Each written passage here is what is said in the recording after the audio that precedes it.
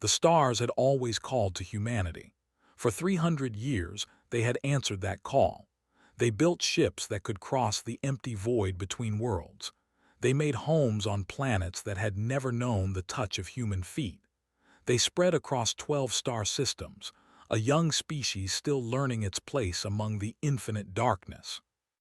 Admiral Park stood at the observation window of the Eternal Dawn, humanity's greatest warship. He was 62 years old, with gray hair cut short and a face marked by decades of service. His uniform was simple and clean. He did not believe in medals or decorations. He believed in duty. The colony world of New hung below him like a blue and green jewel. 2 million humans lived there, building farms and cities and schools. They had come to make a new home, far from the crowded cities of Earth. They had come with hope in their hearts. Park had fought in the Mars rebellions 20 years ago. He had seen what humans could do to each other when fear and anger took hold. He had watched good people become monsters. After that war ended, he had made a promise to himself. He would protect the peace. He would find ways to solve problems without violence. Every conflict, he believed, could be ended with understanding. Today, that belief would be tested. "Admiral, we are receiving a transmission," said Lieutenant, his communications officer. She was young, barely 30, with quick hands and quicker eyes. "It is coming from outside our mapped territory. The signal is strange." Park turned from the window, put it on screen. The main display flickered. What appeared was not human. The creature was tall, perhaps 3 meters in height. Its body seemed to be made of living crystal, with sharp angles and surfaces that caught the light in unnatural ways. It had no face that Park could recognize, but there were patterns of light moving across its form that might have been eyes or mouths or something else entirely. "I am voice of the Dominion," the creature said. Its words came through clear, translated by unknown technology. "I speak for thee and the 4 species that serve beneath us. We have watched your kind spread across these stars. We have decided to speak with you." Park felt a chill run down his spine. This was first contact, real first contact. Humanity had found traces of other civilizations before, ruins on dead moons, signals from distant stars that stopped before they could be answered. But they had never met another living species face to face. "I am Admiral Park of the United Earth Coalition," he said, keeping his voice calm. "We welcome this contact. Humanity has long hoped to meet other intelligent life." "Your hopes do not interest us," the voice said. "We bring terms, you will listen." Park's hands tightened behind his back, but his face remained still. "We are listening. The worlds you call New, Station, and Mineral Colony 7 exist within space claimed by the Dominion. You will remove your people from these worlds within 30 of your standard days. The resources there belong to us. This is not a request. This is truth."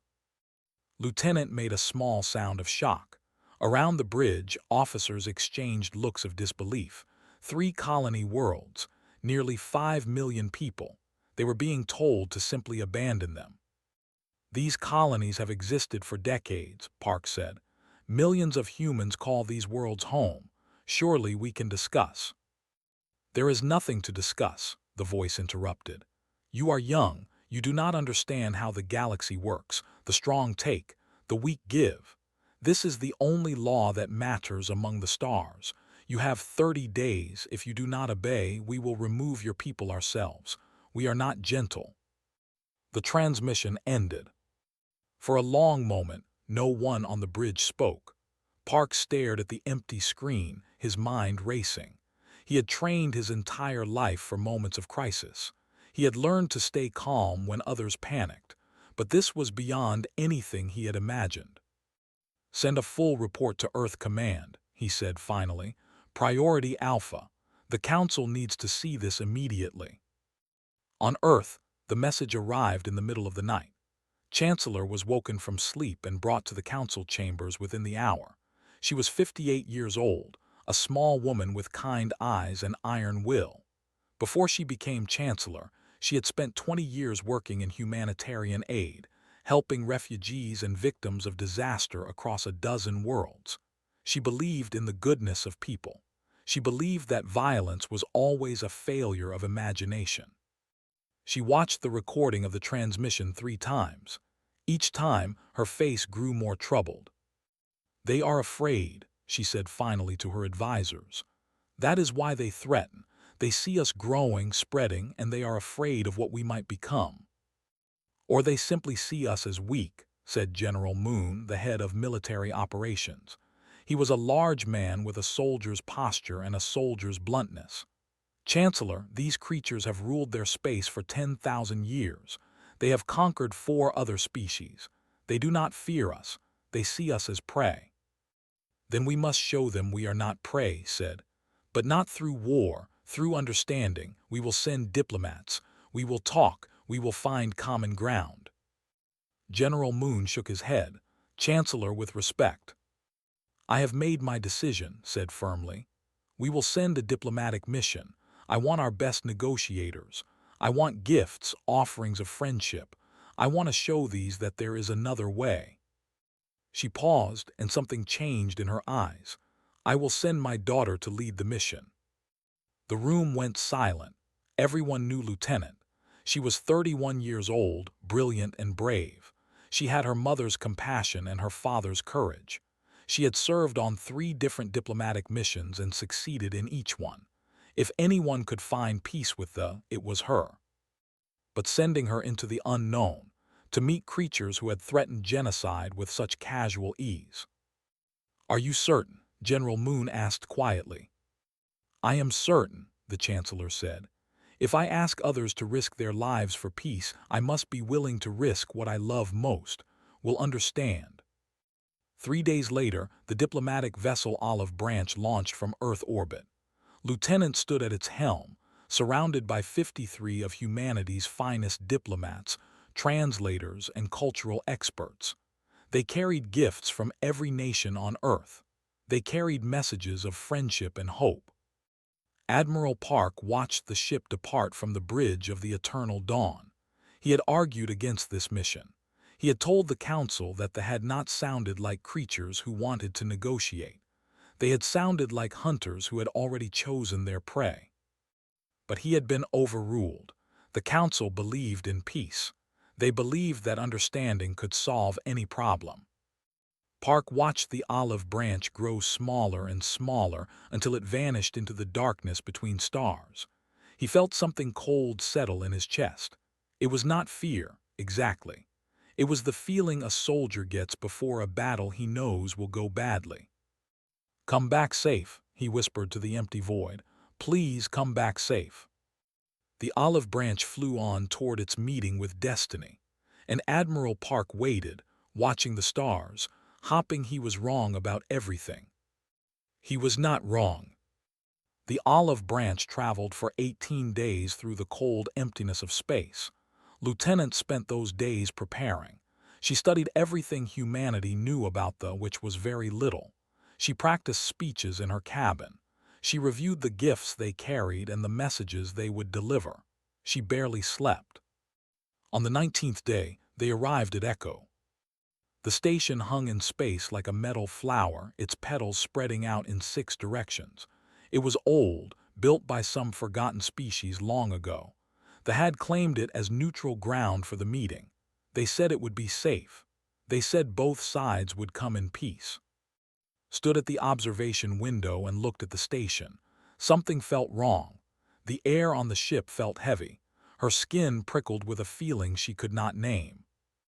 "Lieutenant, we are being hailed," said Navigator Shin, a quiet woman with steady hands. "They are asking us to dock at Section 4. "Tell them we are honored to meet them," said. She tried to make her voice confident. "Tell them humanity comes in friendship." The olive branch moved toward the station. As it did, noticed something that made her heart stop. Ships, dozens of ships, then hundreds. Warships emerged from behind the station, appearing from the darkness like sharks rising from deep water. They were beautiful in a terrible way, all sharp edges and glowing energy. Their weapons were visible, pointed at the small human vessel. "What is this?" whispered Shin. His mouth went dry. "Send a message to Earth, now. Send everything we are seeing." "I cannot," Shin said, her voice shaking. "They are blocking our communications. We are cut off." The voice of the Dominion appeared on their screens. The same crystal creature who had delivered the ultimatum to Admiral Park.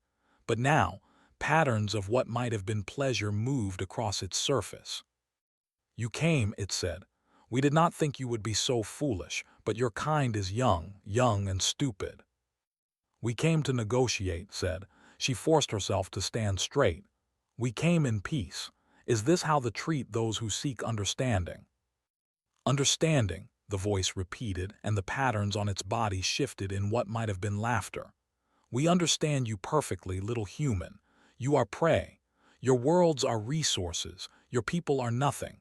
We gave you a chance to run, and instead you came to us with gifts and pretty words." "There is still time to talk," said. "Whatever you want we can discuss." "We do not want to talk," the voice said. "We want to teach. Every species in our territory learned the same lesson. They learned it through blood and pain. Now you will learn it too.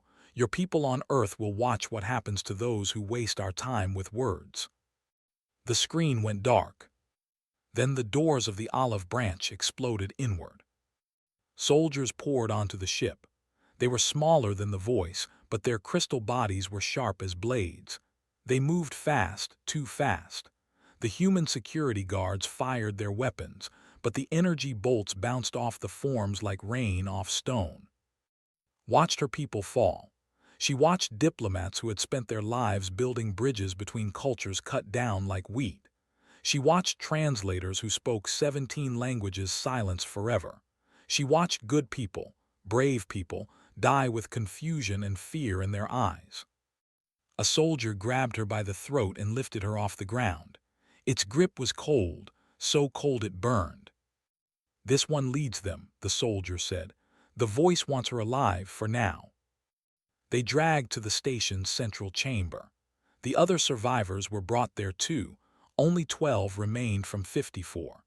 They were thrown to the floor before the voice of the Dominion, who towered above them like a monument to cruelty. "Now," the voice said, "we will send a message." Cameras activated. Realized with horror that somehow they had broken through the communication block, but only in one direction. They were broadcasting to every human ship, every station, every colony. They were making humanity watch. "Humans," the voice announced, "your diplomats came to us with gifts. They came with words of peace. They thought they could change what is with what they wished could be. This is weakness. This is the thinking of prey animals, and prey animals have only one purpose." The killings began. They did not use weapons. They used their hands, their sharp crystal edges. They killed slowly, making sure every moment of pain was captured and transmitted. The screams echoed through the chamber and across the stars. Was forced to watch. She was forced to see her friends, her colleagues, her people destroyed piece by piece. Tears streamed down her face, but she did not look away. She refused to look away. She would be a witness.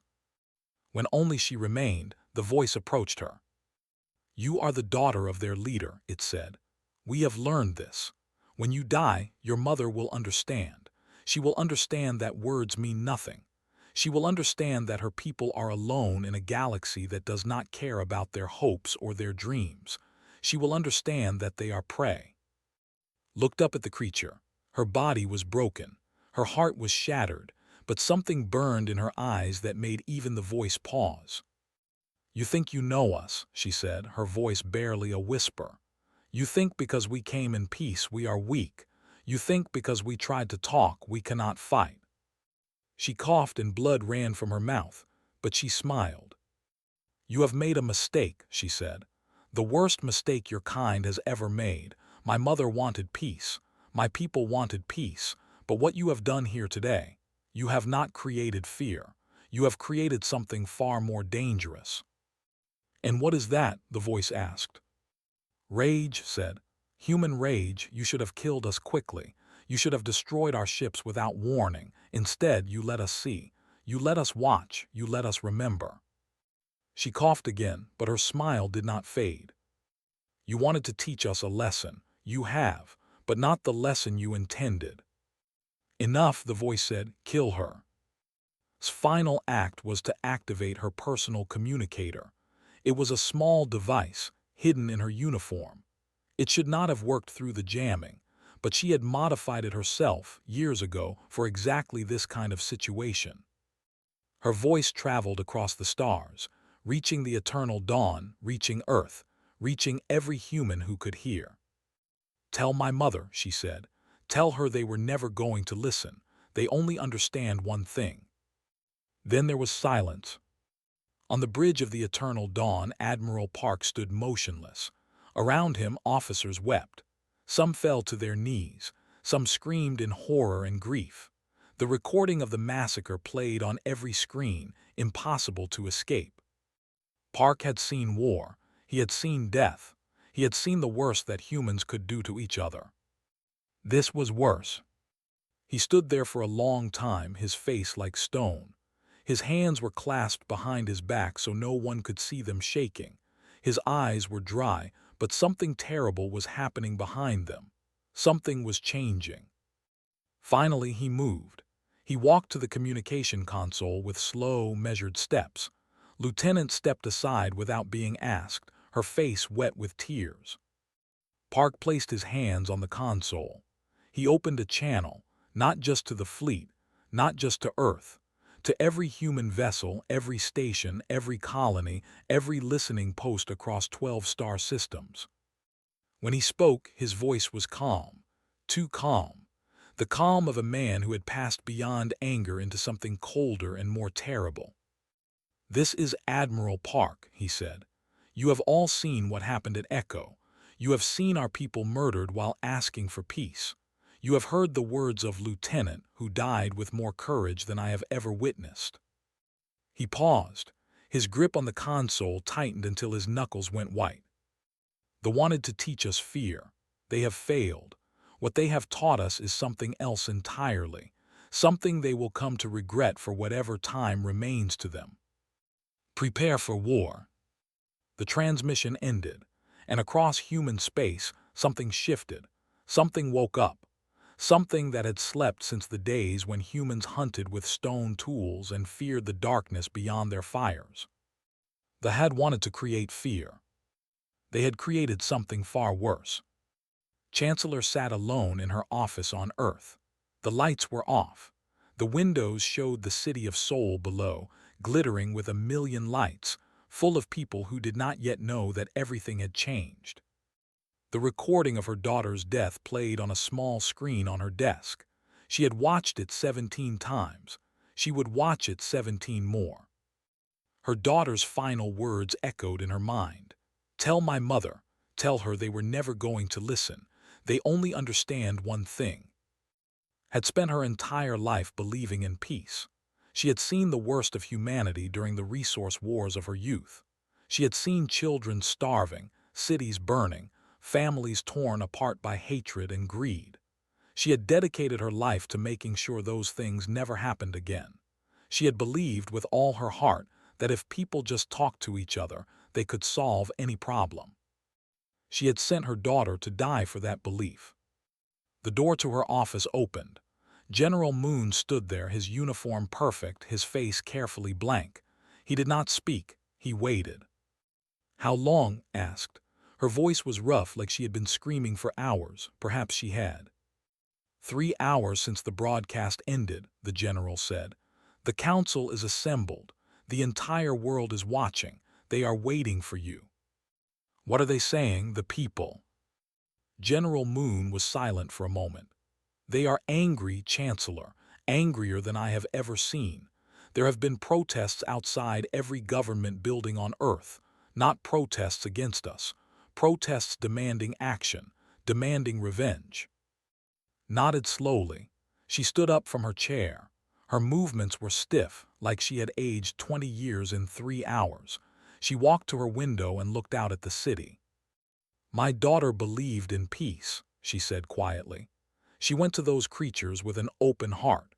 She thought she could find common ground with them. She thought she could make them understand that we did not have to be enemies. She pressed her hand against the cold glass. They killed her for it. They killed her slowly, and they made us watch, and they laughed while they did it. Yes, General Moon said, they did. Turned to face him. Her eyes were dry now. Something had changed in them. Something hard had formed where softness used to be. I spent 50 years believing that violence was always wrong, she said. I spent 50 years believing that war was a failure of imagination. I built my entire life on the idea that if we just tried hard enough, we could solve any problem without bloodshed. She straightened her back. She lifted her chin. I was a fool, she said. A well-meaning fool, but a fool nonetheless. Some creatures do not want peace. Some creatures see kindness as weakness. Some creatures understand only one language. What language is that? General Moon asked, though he already knew the answer. The language of force, said. The language of consequences, the language of pain. She walked past him toward the door. Come, General. It is time to address the council. It is time to address the world. It is time to speak to the stars. The council chambers were full. Every seat was taken. Every screen in every city, every station, every colony was tuned to this broadcast. Billions of humans watched and waited. The air itself seemed to hold its breath. Chancellor walked to the central platform. She stood where she had stood 1,000 times before, delivering speeches about hope and progress and the bright future that awaited humanity among the stars. Today, her speech would be different. She looked out at the faces before her. She saw fear, she saw grief. She saw anger, so much anger. Good, she thought. They will need that anger for what comes next.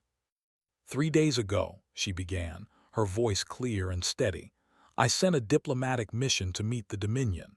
I sent 54 of our finest people to extend the hand of friendship. I sent my own daughter to lead them because I believed that peace was worth any risk. I believed that if we showed our good intentions, they would respond in kind. She paused, her hands gripped the podium. I was wrong. The words fell like stones into still water. You have all seen what happened at Echo. You have seen our diplomats murdered. You have seen our people tortured for the entertainment of creatures who see us as nothing more than animals to be hunted. You have heard my daughter's final words, spoken as she faced death with more courage than I can describe. His voice grew stronger. For 300 years, we have reached for the stars with open hands. We believed that intelligence meant reason. We believed that civilization meant compassion. We believed that any species capable of crossing the void between stars must have barbarism. We were wrong. She looked directly into the cameras, speaking now to every human across 12 star systems. They do not want peace. They do not understand peace. They understand only power, only dominance, only the suffering of those weaker than themselves. They look at us and see prey. They killed our diplomats not because they had to, but because they enjoyed it, because they wanted to see us weep, because they wanted to teach us our place. Her voice rose. They wanted to teach us fear. They wanted to break our spirits. They wanted us to bow our heads and accept that we are nothing, that our lives mean nothing, that our dreams and hopes and loves mean nothing. She slammed her hand on the podium. They have failed. The word echoed through the chamber. My daughter died believing in peace. 53 souls were murdered while extending the hand of friendship. They did not just kill diplomats. They killed the very idea that we could coexist with them. They made their choice. Now we make ours. Chancellor stood straight. Her eyes blazed with a fire that those who knew her had never seen before. I hereby invoke Article 7 of the Coalition Charter. As of this moment, the United Earth Coalition is at war with the Dominion. The chamber erupted. Some people cheered, some wept, but no one objected, no one called for calm, no one suggested they try diplomacy again. raised her hand for silence. There will be no further negotiations. There will be no terms offered or accepted. There will be no mercy shown. The wanted a war of extinction. They will have won, but they will not be the victors. She leaned forward. They thought they knew what humans were. They thought we were soft because we wanted peace. They thought we were weak because we tried to understand them. They thought we would break because we dared to hope. Her voice dropped to something cold and hard. They were wrong about all of it. We are not a species that gives up. We are not a species that surrenders. For 10,000 years, we have faced every challenge the universe could throw at us, and we have survived. We have thrived. We have conquered mountains and oceans and the void of space itself. Not because we are the strongest, not because we are the fastest, but because when we are pushed, we push back. When we are hurt, we do not forget. When we lose those we love, we do not rest until justice is done. They wanted to teach us fear. Instead, they have taught us hate. And human hate, when it is justified, when it is righteous, when it burns for those we have lost, that is the most dangerous force in the galaxy. She looked up, as if she could see through the ceiling to the stars beyond. To the Dominion, wherever you are watching, you made a mistake. The worst mistake your species has ever made. You could have left us alone. You could have let us grow in peace. Instead, you chose to make us your enemy. You will regret that choice.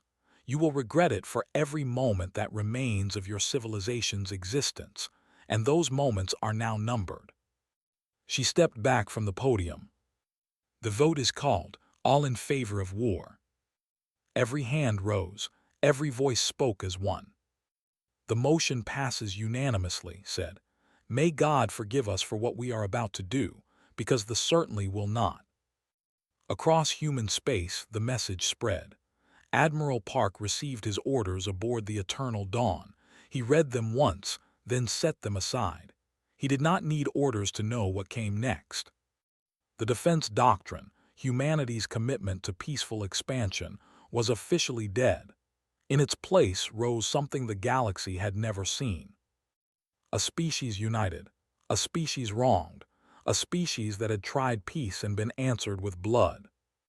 Now they would answer in kind. The war had begun. They had ruled their sector of the galaxy for 10,000 years. They had conquered 4 other intelligent species. They had crushed rebellions and burned worlds and built an empire on the bones of those who opposed them. They knew how wars were fought. They knew how prey species behaved when threatened. They expected humanity to panic. They expected chaos, infighting, desperate attempts to negotiate. They expected the soft creatures who had come with gifts and kind words to collapse when faced with real danger. They were wrong.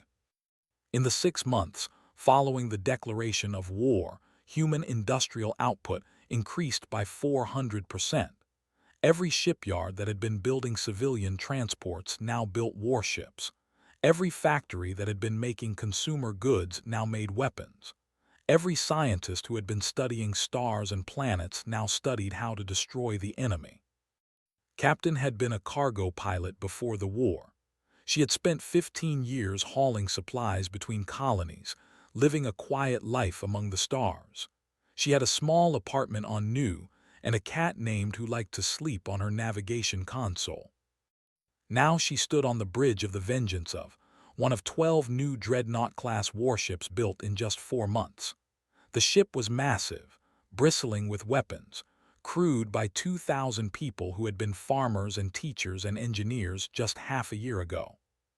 Captain, said her first officer, a former accountant named Han, the fleet is in position. All ships report ready.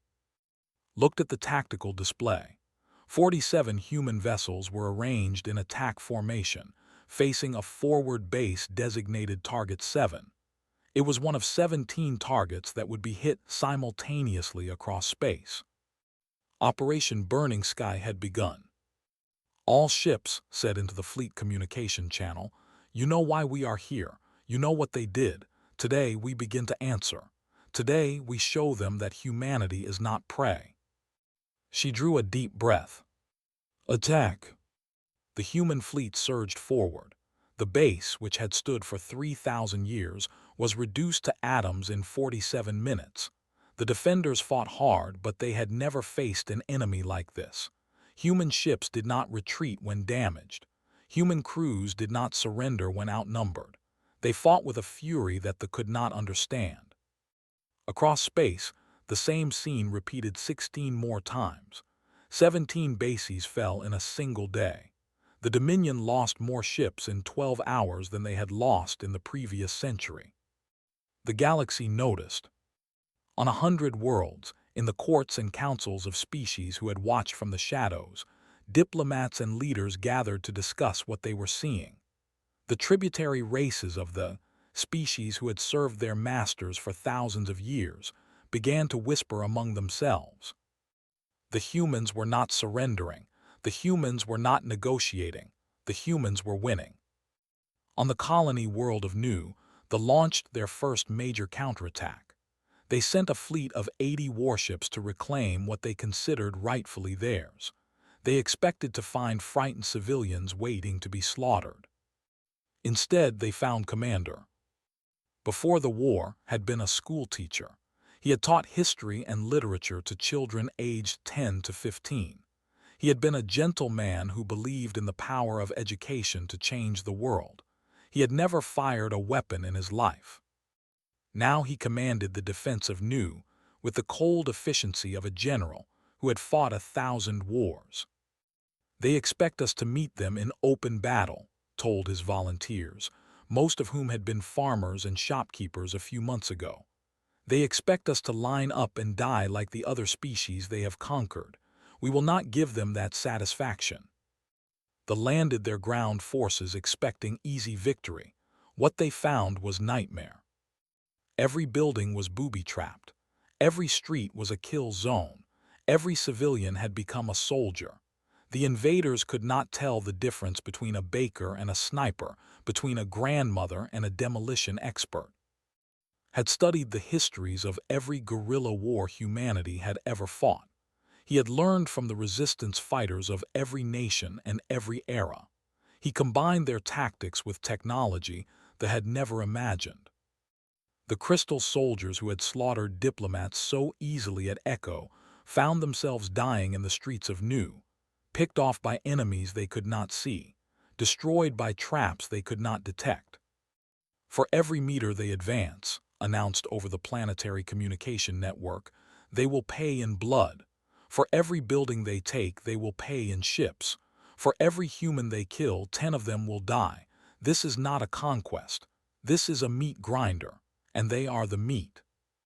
The battle for Nu lasted 3 months. They lost 3 ships and 8,000 soldiers for every kilometer they gained. By the time they claimed the capital city, they had lost more than half their invasion force. And it did not matter. Because while they were bleeding for 1 colony world, humanity was taking 10 more. Admiral Park coordinated the war from the bridge of the Eternal Dawn. He had not slept more than 4 hours a night since the massacre at Echo. He did not need to.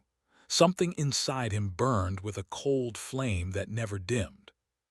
"The High Command is requesting communication," reported Lieutenant. "They want to discuss terms." Park did not look up from his tactical display. "Ignore them." "Sir, they are offering to return the 3 colony worlds they originally demanded. They are offering reparations for the diplomats they killed." I said ignore them. Hesitated. "Admiral, some on the council believe we should at least listen." "Lieutenant," Park's voice was soft, but something in it made everyone on the bridge go still. "What did Lieutenant say before she died?" Swallowed. "She said they only understand one thing." "And what is that one thing?" "Force, sir." "Correct." Park finally looked up. His eyes were calm, but there was no warmth in them, no mercy. They do not want peace. They want a delay. They want to rebuild. They want to find our weaknesses and exploit them. They have done this to every species they have ever faced. They offer peace when they are losing, and they break that peace the moment they are strong again. He returned his attention to the display. "We will not make that mistake. We will not give them time. We will not give them hope. We will not stop until they understand that they chose wrong when they chose us as enemies." "Yes, sir," said quietly. The war continued. On a transport ship carrying new recruits to the front lines, a young woman named sat among her fellow pilots. She was 22 years old, barely old enough to remember a time before the war. She had joined the fleet the day after the massacre, standing in line for 16 hours to sign up. "What made you volunteer?" asked the pilot next to her, a young man with nervous hands. Thought about the question. She thought about the recording she had watched, the one everyone had watched. She thought about the diplomats dying on their knees. She thought about Lieutenant's final words.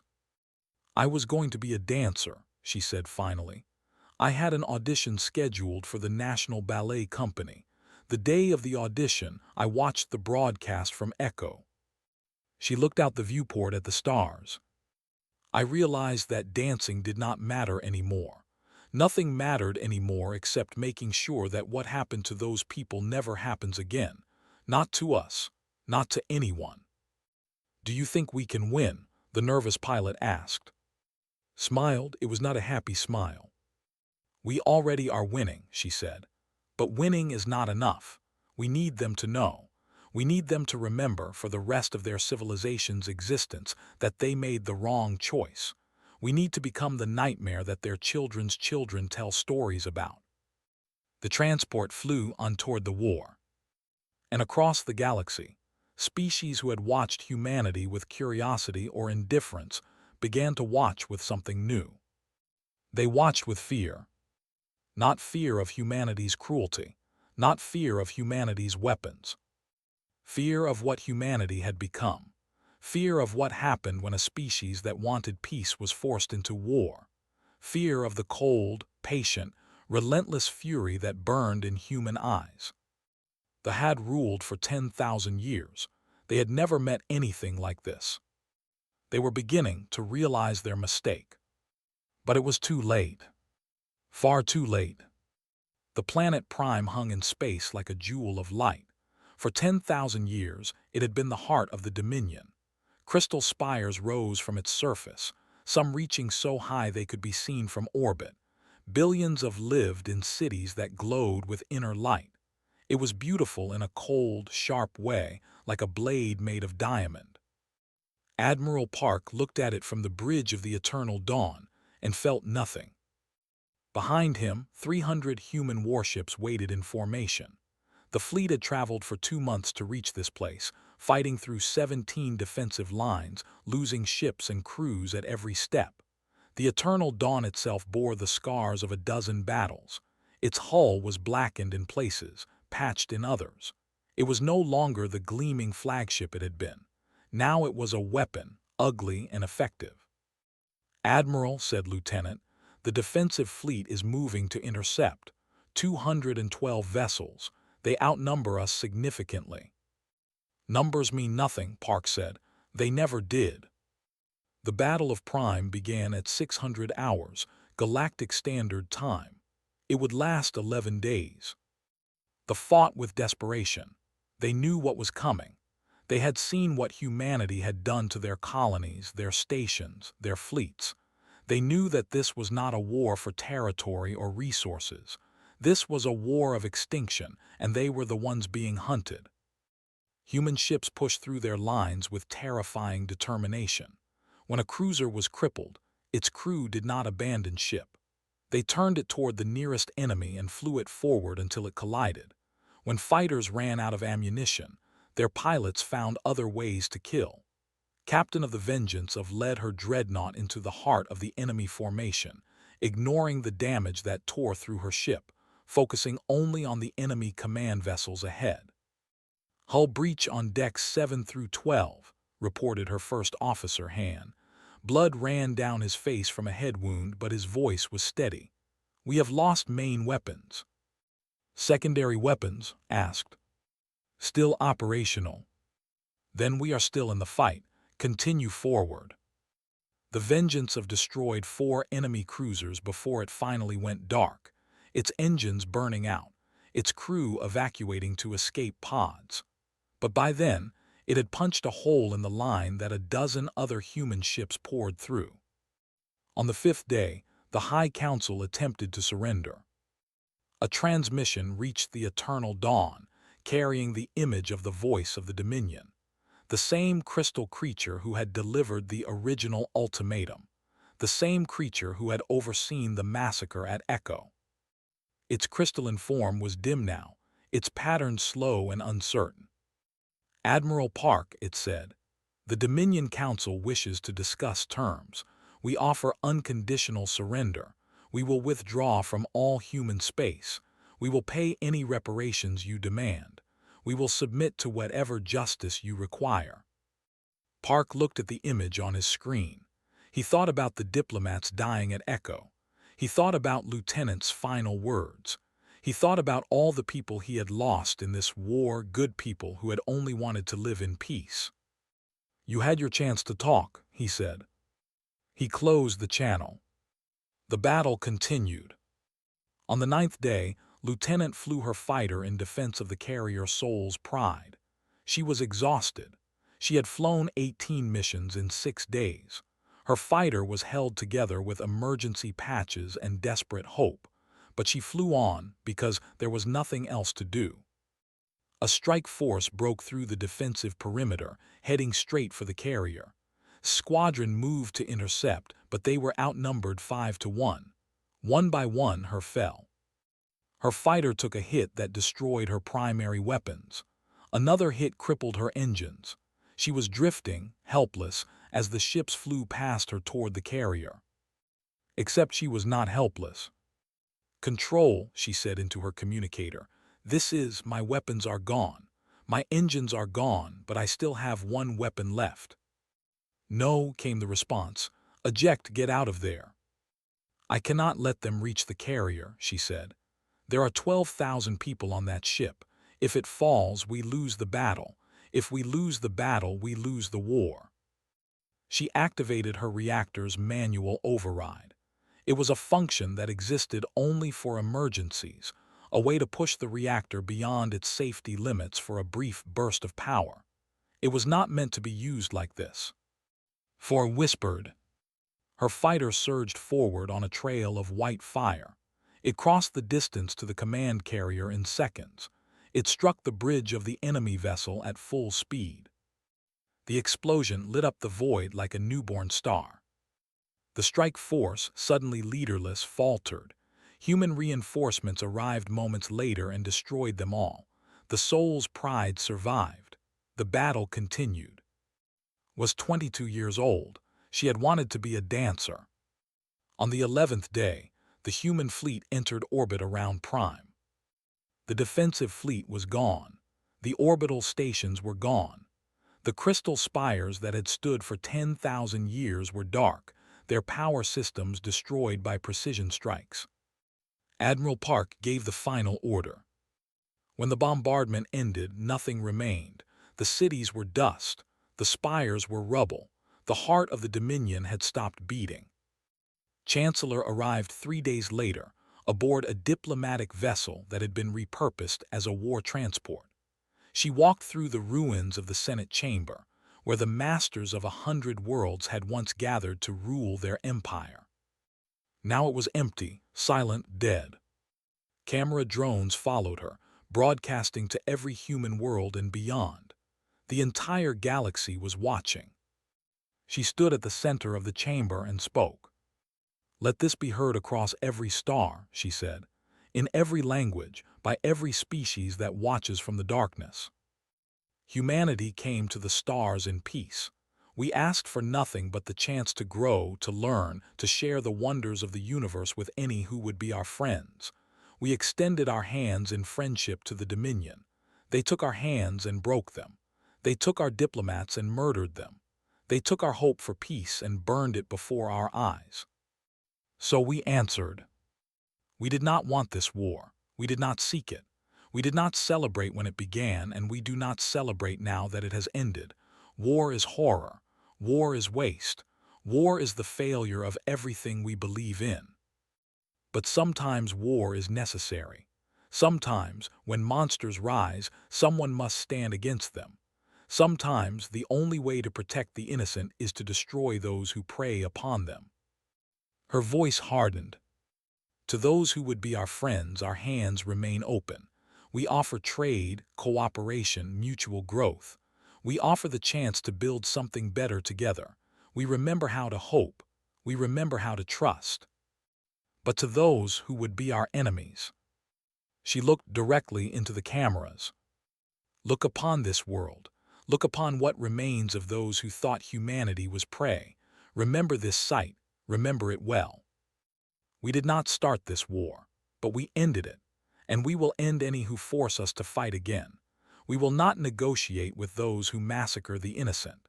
We will not show mercy to those who know no mercy themselves.